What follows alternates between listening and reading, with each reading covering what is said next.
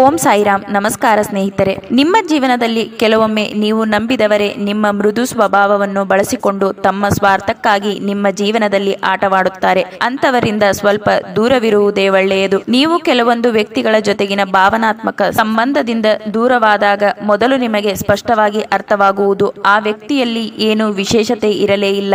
ಅವರು ಎಲ್ಲರಂತೆಯೇ ಇದ್ದರು. ಆದರೆ ನೀವು ಅವರಿಗೆ ನೀಡಿರುವ ಪ್ರಾಮುಖ್ಯತೆ, ಪ್ರೀತಿ ಮತ್ತು ಸಮಯ ಎಲ್ಲವೂ ಅವರನ್ನು ವಿಶೇಷರನ್ನಾಗಿ ಮಾಡಿದ್ದವು ಅಷ್ಟೇ. ನಿಮ್ಮ ಬದುಕಿನಲ್ಲಿ ನೀವು ಯಾರನ್ನು ಅತಿಯಾಗಿ ನಂಬಬೇಡಿ ಮತ್ತು ಯಾರನ್ನು ಅತಿಯಾಗಿ ಪ್ರೀತಿಸಬೇಡಿ. ನೀನು ಕೆಲವರ ಆಡಂಬರದ ಜೀವನವನ್ನು ಮಾತ್ರ ನೋಡಿರುವೆ, ಆದರೆ ನಾನು ಅವರು ಜೀವನದಲ್ಲಿ ನೆಮ್ಮದಿಗಾಗಿ ಪರಿತಪಿಸಿದ್ದನ್ನು ಕೇಳಿಸಿಕೊಂಡಿದ್ದೇನೆ. ನಿನ್ನ ಜೀವನದಲ್ಲಿ ಆಡಂಬರವು ನಿನ್ನಿಂದ ದೂರವೇ ಇದ್ದರೂ ನೆಮ್ಮದಿಯು ಮಾತ್ರ ನಿನ್ನ ಮಡಿಲು ತುಂಬಿರುವಂತೆ ಮಾಡಿದ್ದೇನೆ. ನಿನಗೆ ಗಾಳಿಯಂತೆ ಕೋಪವಿರಲಿ, ಆದರೆ ಬೆಟ್ಟದಂತೆ ತಾಳ್ಮೆಯು ಅಷ್ಟೇ ಮುಖ್ಯವಾದದ್ದು ಎಂಬುದನ್ನು ಮರೆಯಬೇಡ. ಇದನ್ನು ನೀನು ಕಲಿತರೆ ನಿನ್ನ ಜೀವನವು ಕಷ್ಟವೆನಿಸುವುದಿಲ್ಲ.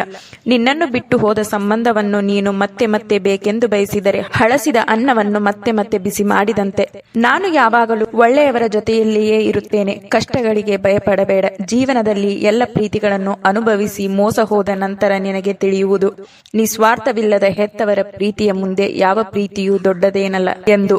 ನಟಿಸುವ ವ್ಯಕ್ತಿಗಳಿಗೆ ನಂಬಿಕೆಯ ಬೆಲೆ ಅರ್ಥವಾಗುವುದಿಲ್ಲ. ನಂಬಿಕೆ ಮತ್ತು ಸಂಬಂಧಗಳ ಬೆಲೆ ತಿಳಿದಿರುವ ವ್ಯಕ್ತಿಗೆ ನಟಿಸಲು ಬರುವುದಿಲ್ಲ. ಆ ವ್ಯಕ್ತಿಯು ಮೊದಲು ಹೊರಹಾಕುವುದೇ ತನ್ನ ಕೋಪ ಮತ್ತು ಕಣ್ಣೀರನ್ನು ಮಾತ್ರ. ನೀನು ದಾರಿ ತಪ್ಪುವುದು ಅಪರಾಧವಲ್ಲ, ಆದರೆ ದಾರಿ ತಪ್ಪಿರುವೆ ಎಂದು ತಿಳಿದ ನಂತರವೂ ಅದೇ ದಾರಿಯಲ್ಲಿ ನಡೆದರೆ ಅದು ಬರೀ ತಪ್ಪಾಗುವುದಿಲ್ಲ, ಬದಲಾಗಿ ನಿನ್ನ ಮೂರ್ಖತನವೇ ಆಗಿರುತ್ತದೆ. ಯಾರಾದರೂ ನಿನ್ನನ್ನು ಬಿಟ್ಟು ಹೋಗುತ್ತಿದ್ದರೆ ಅವರನ್ನು ಬಿಟ್ಟು ಬಿಡು, ಏಕೆಂದರೆ ಪ್ರೀತಿಯು ಬಲವಾಗಿರಬೇಕೇ ಹೊರತು ಬಲವಂತವಾಗಿರಬಾರದು. ಒಂದು ವೇಳೆ ಬಲವಂತವಾಗಿ ನೀನು ಏನನ್ನಾದರೂ ಪಡೆದರೆ ಅದು ಮುಂದೊಂದು ದಿನ ನಿನ್ನನ್ನು ಮತ್ತೆ ಬಿಟ್ಟು ಹೋಗುವುದಿಲ್ಲ ಎನ್ನುವ ನಂಬಿಕೆ ನಿನ್ನಲ್ಲಿದೆಯೇನು? ಪ್ರತಿ ಸಲ ಅವರನ್ನು ಬೇಡಿಕೊಳ್ಳುವುದಕ್ಕಿಂತ ನಿನ್ನ ಜೀವನದಿಂದ ಹೋಗಲು ಬಿಟ್ಟು ಬಿಡು. ನಿಜವಾದ ಸಂಬಂಧಗಳಲ್ಲಿ ಕಳೆದುಕೊಳ್ಳುವೆ ಎನ್ನುವ ಭಯವು ನಿನಗೆ ಇರುವುದಿಲ್ಲ. ಪ್ರತಿಕ್ಷಣ ಕಳೆದುಕೊಳ್ಳುವೆ ಎನ್ನುವ ಭಯಕ್ಕಿಂತ ಹೋದವರು ಹೋಗಲಿ, ನಿನ್ನ ಜೊತೆ ನಾನಿರುವೆ ಎಂದು ದೃಢವಾಗಿ ನಂಬು. ನಿನ್ನ ಸಕಾರಾತ್ಮಕ ಯೋಚನೆಗಳು ನಿನಗೆ ಒಳ್ಳೆಯ ಫಲಿತಾಂಶವನ್ನು ನೀಡುತ್ತವೆ. ಅದಕ್ಕಾಗಿ ಪರಿಸ್ಥಿತಿ ಏನೇ ಆಗಿದ್ದರೂ ಸಕಾರಾತ್ಮಕವಾಗಿ ಯೋಚಿಸು. ನನಗೆ ಗೊತ್ತು ಅದು ಕಷ್ಟ ಎಂದು, ಆದರೆ ಇಷ್ಟಪಟ್ಟಿರುವ ಬದುಕು ಬೇಕೆಂದರೆ ಸ್ವಲ್ಪ ಕಷ್ಟಪಡಲೇಬೇಕಲ್ಲವೇ? ನೀನು ನಿನ್ನ ಜೀವನದಲ್ಲಿ ಹೆದರಬೇಕಾಗಿರುವುದು ಇಬ್ಬರಿಗೆ, ಒಂದು ನಾನು, ಮತ್ತೊಂದು ನಿನ್ನ ಆತ್ಮಕ್ಕೆ. ಏಕೆಂದರೆ ನೀನು ಮಾಡುವ ಪ್ರತಿ ಕರ್ಮಗಳು ನಿನಗೆ ಅರಿವಿಲ್ಲದಿದ್ದರೂ ನಿನ್ನ ಆತ್ಮಕ್ಕೆ ಎಲ್ಲವೂ ತಿಳಿದಿರುತ್ತದೆ. ಒಳ್ಳೆಯವರನ್ನು ನೋಯಿಸುವವರು ಮತ್ತು ಅವರಿಗೆ ಕಷ್ಟ ಕೊಟ್ಟು ಕಣ್ಣೀರು ಹಾಕಿಸುವವರು ಎಂದಿಗೂ ನೆಮ್ಮದಿಯ ಬದುಕನ್ನು ಬದುಕಲು ಸಾಧ್ಯವಿಲ್ಲ.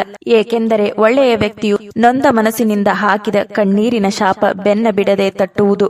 ನಿನ್ನ ಮನಸ್ಸಿನಲ್ಲಿ ಆಸೆಗಳು ಕಡಿಮೆ ಆದಂತೆಲ್ಲ ನೆಮ್ಮದಿಯು ನಿನ್ನನ್ನು ತಾನಾಗಿಯೇ ಹುಡುಕಿಕೊಂಡು ಬರುವುದು. ನಿನ್ನ ಹಣವನ್ನು ನೋಡಿ ಸ್ನೇಹ ಮಾಡುವ ಸಂಬಂಧಗಳಿಗಿಂತ ನಿನ್ನ ಜೇಬು ಖಾಲಿ ಇರುವಾಗ ಕೈ ಹಿಡಿದು ನಡೆಸುವ ಸ್ನೇಹ ಸಂಬಂಧವೇ ಶ್ರೇಷ್ಠ. ಜೀವನದಲ್ಲಿ ಏನನ್ನಾದರೂ ತೂಗಿ ಅಳತೆ ಮಾಡಬಹುದು, ಆದರೆ ಹೃದಯವು ಅನುಭವಿಸಿರುವ ನೋವನ್ನು ಯಾರೂ ಅಳೆಯಲು ಸಾಧ್ಯವಿಲ್ಲ. ನಿನ್ನ ಕುಟುಂಬದ ಪ್ರೀತಿ ಮತ್ತು ಕಾಳಜಿ ನಿನ್ನ ಅನಾರೋಗ್ಯದ ಕಾಲದಲ್ಲಿ ಮಾತ್ರ ನಿನಗೆ ತಿಳಿಯುವುದು. ಯಾರ ಮನಸ್ಸಿನಲ್ಲಿ ನಿಯತ್ತು ಎನ್ನುವುದು ಇರುವುದಿಲ್ಲವೋ ಅವರು ಕಾಣುವ ಕನಸು ಕೂಡ ಅವರನ್ನು ಕಚ್ಚಿಕೊಳ್ಳುವುದು. ಬಟ್ಟೆಯನ್ನು ಅಳತೆ ಮಾಡು, ಆದರೆ ಬಟ್ಟೆಯನ್ನು ನೋಡಿ ಇನ್ನೊಬ್ಬರ ವ್ಯಕ್ತಿತ್ವವನ್ನು ಅಳೆಯಬೇಡ. ಒಬ್ಬ ವ್ಯಕ್ತಿಯ ಬಳಿ ಹಣವಿಲ್ಲದೇ ಇದ್ದರೂ ಅವರಿಗೆ ಅವರದೇ ಆದ ಸ್ವಾಭಿಮಾನದ ಗುಣವಿರುತ್ತದೆ. ನಿನ್ನ ಬದುಕಿನಲ್ಲಿ ನೀನು ಕೇಳಿದ್ದನ್ನು ನಾನು ಕೊಡುವುದಿಲ್ಲ, ಆದರೆ ನೀನು ಕಲಿಯಬೇಕಾದ ಪಾಠವನ್ನು ಮಾತ್ರ ತಪ್ಪದೆ ನಿನಗೆ ನೀಡುತ್ತೇನೆ. ನಿನ್ನ ಜೀವನದಲ್ಲಿ ನಡೆಯುವ ಪ್ರತಿಯೊಂದು ಘಟನೆಗಳು ನಿನಗೆ ಹೊಸ ಅನುಭವ ಮತ್ತು ಹೊಸ ಪಾಠವನ್ನು ಕಲಿಸುತ್ತವೆ. ಸಂಪತ್ತಿನ ಮೌಲ್ಯವೇ ಬೇರೆ, ಸಂಸ್ಕಾರದ ಮೌಲ್ಯವೇ ಬೇರೆ. ಸಂಪತ್ತು ಎಲ್ಲರಿಗೂ ಸಿಗಬಹುದು, ಆದರೆ ಸಂಸ್ಕಾರವನ್ನು ಒಳ್ಳೆಯವರಿಂದ ಮಾತ್ರ ಪಡೆಯಲು ಸಾಧ್ಯ. ಬೇರೆಯವರ ಬಗ್ಗೆ ಕೆಟ್ಟ ಭಾವನೆಗಳನ್ನು ಮೂಡಿಸಿಕೊಳ್ಳುವ ವ್ಯಕ್ತಿಯ ಮನಸ್ಸು ಯಾವಾಗಲೂ ಮಲಿನವಾಗಿಯೇ ಇರುತ್ತದೆ. ಯಾರಿಗೂ ನೋವನ್ನುಂಟು ಮಾಡುವ ಮಾತುಗಳನ್ನಾಡಬೇಡ, ಏಕೆಂದರೆ ನೀನು ಕೊಟ್ಟ ವಸ್ತು ಮುಂದೊಂದು ದಿನ 100 ಪಟ್ಟು ಮರಳಿ ನಿನ್ನಲ್ಲಿ ಬರುತ್ತದೆ. ಬಿತ್ತಿರುವ ಬೀಜವೆಲ್ಲ ಬೆಳೆದು ಹೆಮ್ಮರವಾಗಿದ್ದರೆ ಎಷ್ಟು ಚಂದ. ನೆರಳಿಗೆ ಕೊರತೆಯೇ ಇಲ್ಲದಂತಾಗುತ್ತಿತ್ತು. ಕೋಪದಲ್ಲಿ ನೀವು ಮನೆಯ ಬಾಗಿಲನ್ನು ಮುಚ್ಚಬಹುದು, ಆದರೆ ಮನದ ಬಾಗಿಲನ್ನಲ್ಲ. ಕೋಪವು ಕ್ಷಣಿಕ, ಆದರೆ ಪ್ರೀತಿಯು ಶಾಶ್ವತ. ಸೂರ್ಯನಿಗೆ ಗ್ರಹಣ ಹಿಡಿದಾಗ ಅವನ ಶಕ್ತಿ ಕುಗ್ಗುವುದಿಲ್ಲ, ಹಾಗೆಯೇ ನಿನ್ನ ಕಾಲ ಕೆಟ್ಟಾಗ ನಿನ್ನ ಯೋಗ್ಯತೆಯೂ ಕಡಿಮೆಯಾಗುವುದಿಲ್ಲ.